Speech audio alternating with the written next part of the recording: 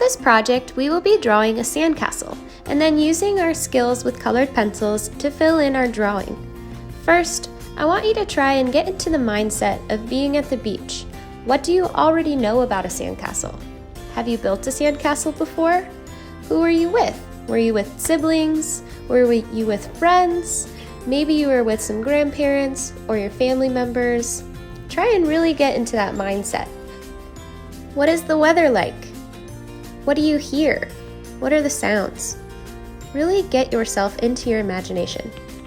We are also going to be focusing on organizing, not only organizing our thoughts and our supplies, but also how we want to arrange our project.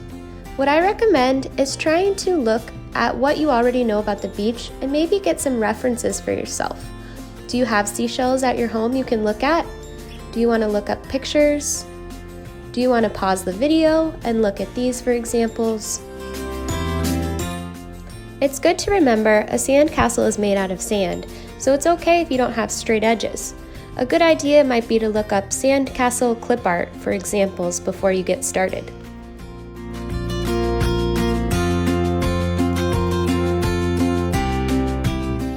I'm going to go ahead and get started. Remember, you can always pause this video at any time. First, I want to use a straight edge, a ruler, or even a piece of paper will do, and make my horizon line. Remember, our horizon line is the separation between the sky and the ocean. I want to make sure it's really high up. I don't want a whole lot of sky, I want to have a lot of room for the sand. I also need a line to show where the sand is. This is where the sand will meet the ocean. This will also be where I place my sandcastle, so I can even use my hand to sort of position where I want my sandcastle and about how high and how wide I want the main part of my sandcastle to be.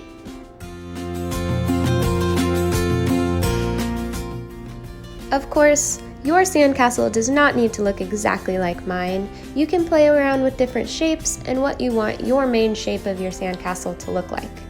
I'm going to be using rectangles.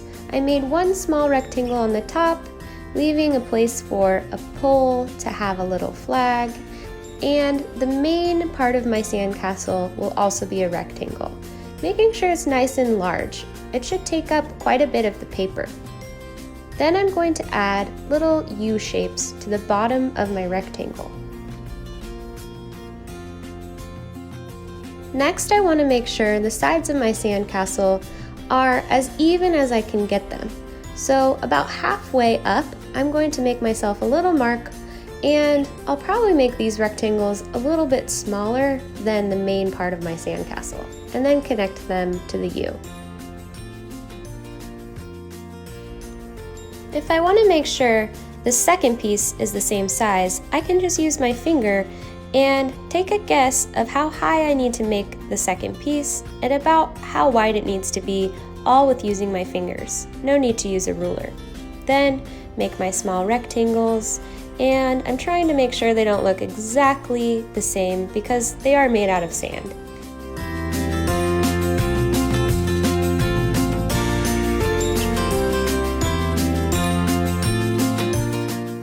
If you have space on either side of what we've already drawn, you can go ahead and make another shape next to what we've already drawn. If you don't have space, that's okay too. Yours does not need to look exactly like mine. I might try and play around with different sorts of shapes, maybe adding rectangles at the top and making the shape a little more interesting, sort of like it would be if I were to use a bucket and actually create a sandcastle with sand.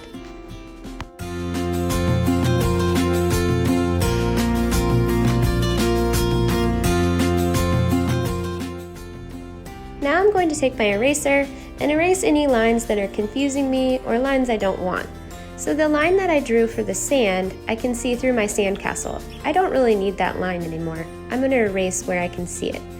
My sandcastle is not transparent, not translucent. It's made out of sand. I shouldn't be able to see the sand line or the horizon line running through my sandcastle.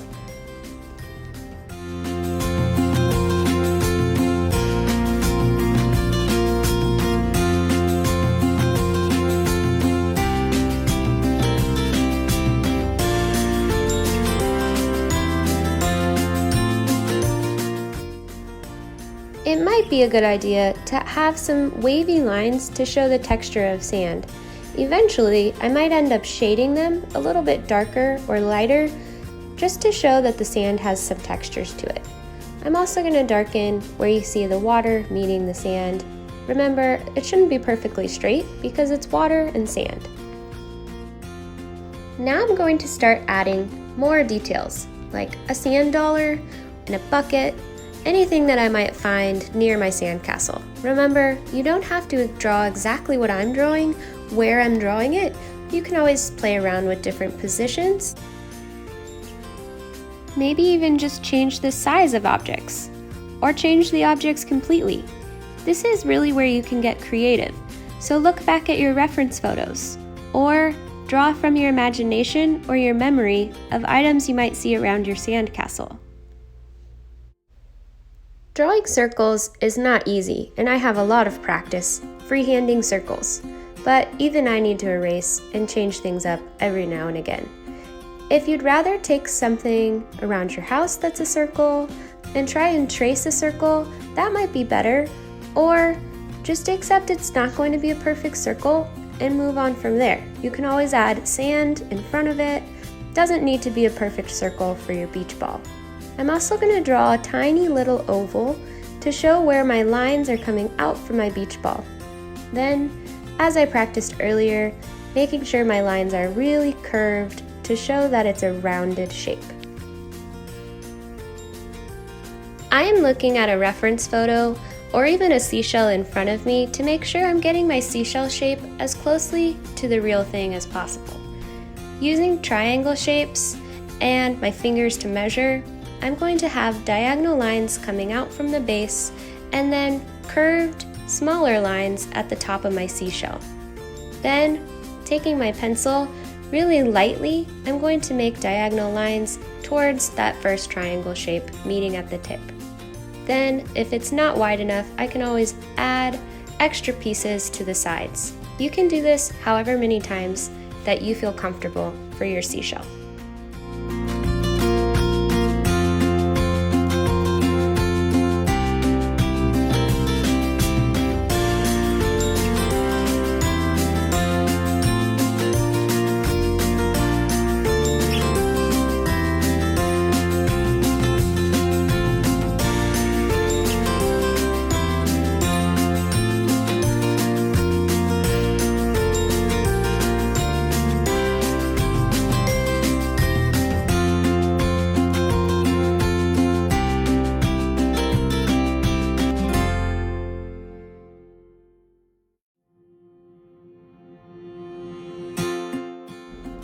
I am so excited to just grab colored pencils and start adding color to my project, but first, it's a good idea to erase any really dark, heavy lines. The pigment from my pencil might mix with my colored pencil and make a really sort of grayish color to all of my colored pencil areas. So it's a good idea to erase anything that you think might mix with the color you're intending to use for your project. I really don't like the look of outlined clouds.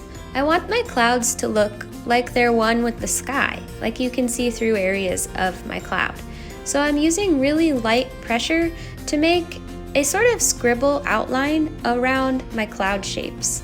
Then they'll blend a lot easier later on when I start adding color to my sky. You can even use little tick marks instead of scribbling, whatever works for you. Just try and be careful not to make really hard pressure outlines. For my horizon line, this is where I might use one of my hard pressure outlines.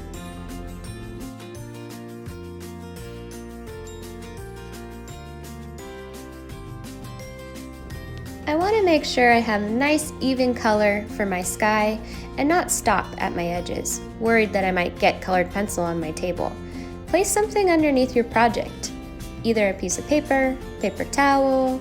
I'm just using my pad of paper to make sure I can get all the way to the edges without worrying about damaging what's underneath me.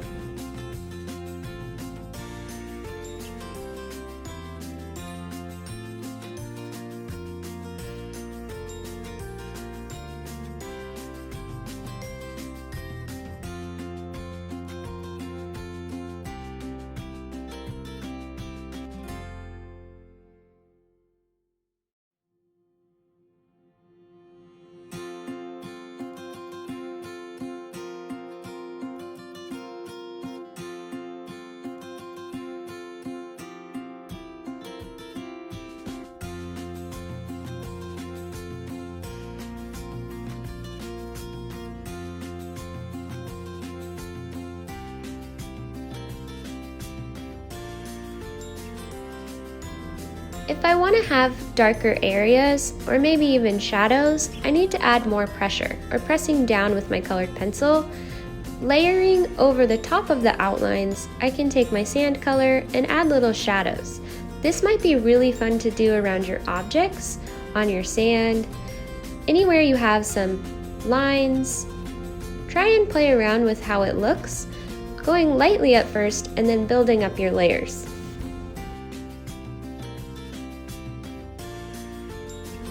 There's all sorts of ways to use your colored pencil.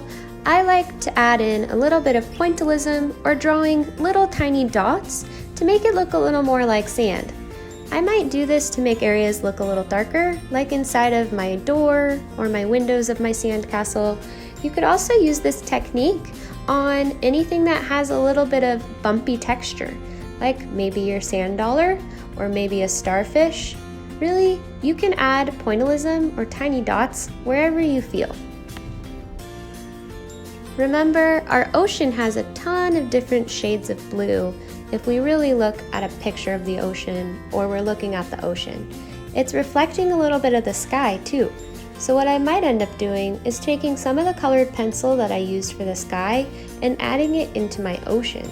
If you decided to make a sunset, it might be a good idea to add a little bit of your sky color for your sunset into your water too. I know it sounds kind of crazy, but water reflects the sky. It's a good idea to have any colors you use for the sky also in your water, just a little bit. You want to make sure though that they're not exactly the same color.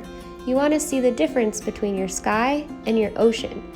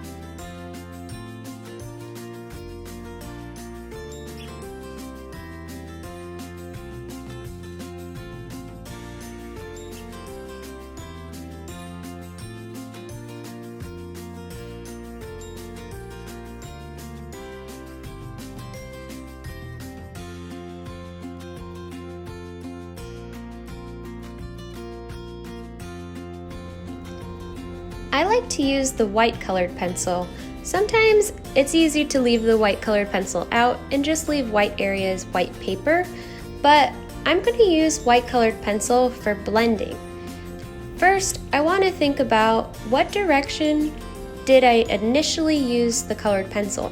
For my blue of my beach ball, I first started out with vertical strokes. So with my white colored pencil, I'm going to make sure I'm going all different directions to help blend some of that blue and fill in some of the white paper I'm seeing through my shade.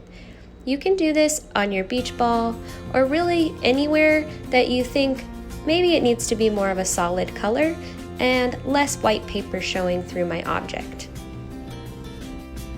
I hope you had a lot of fun creating, and don't forget to have your parents share your final project with us so we can see what you made.